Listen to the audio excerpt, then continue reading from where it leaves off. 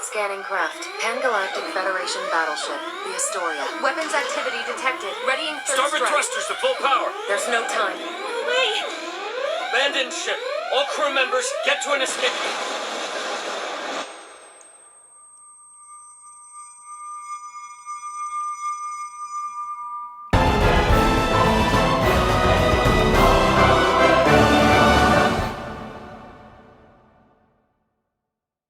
No.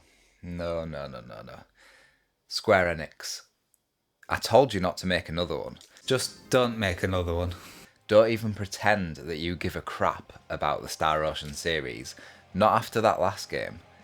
The absolute under-budget dumpster fire that I'm sure this one will be. Under-budget dumpster fire?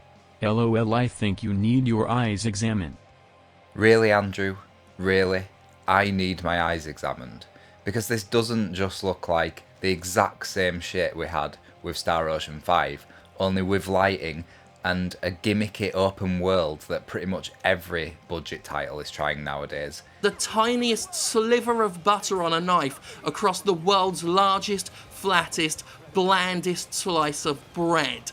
And you're telling me within this trailer you can pick out in these open world segments a single point of interest that you think is going to be worth exploring, with some gameplay interaction there. I mean, Star Ocean 4 was awesome, but the maps were off-puttingly bare a lot of the time, and those weren't even huge maps. One of the reasons Star Ocean 5 was a budget janky title was because they were funneling tons of money into Final Fantasy 15 for years, and even that had a bare open world with barely anything to do other than fighting. But let's focus on the trailer itself, because Star Ocean, it's a pretty big deal for me, or it has been in the past. It's definitely one of my favourite series, and it's a sister to the Tales of series, which in Japan is like absolutely massive. It's one of the most popular. So what do they do with the trailer? An absolute cookie cutter, generic as hell, typical Japanese trailer with random bits of dialogue that don't make any sense, as usual, as we have with every single Japanese RPG that comes out nowadays. These trailers are horrendous, and I don't know why anyone gets excited for Japanese games anymore with the quality of these trailers. Although I have some idea why certain types of people get excited about these trailers. Judging by this, we can expect the usual utterly horrendous voice acting, awkward stiff animations, lip syncing that just looks like a lot of flapping of mouths. Weapons activity detected. Readying third Starboard strike. thrusters to full power. There's no time. No way! Abandoned ship.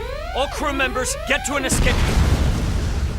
I mean, this can't even match very well with the Japanese dialogue, let alone the English. These trailers just give no intrigue or information whatsoever about the plot. It is literally just random lines of dialogue thrown in, of American voice actors shouting into microphones. It just doesn't make you care about any potential story that might come out of this game.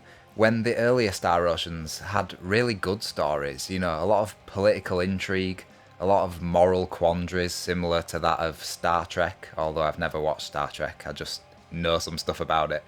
But all of that is just lost, completely lost on newer Japanese games, it seems.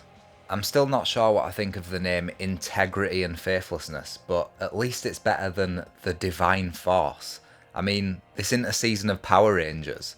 You have Star Ocean Till the End of Time, Star Ocean The Last Hope, two epic names, and now we've got the Divine Force. It just sounds crap, man. And what can we glean from the combat that was shown?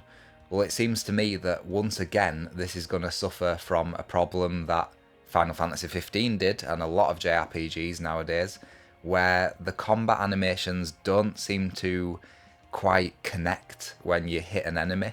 You have a lot of object clipping or sort of slippery motions when you're going against an enemy, rather than, you know, feeling like the character is actually bumping into something solid. It just slips past it.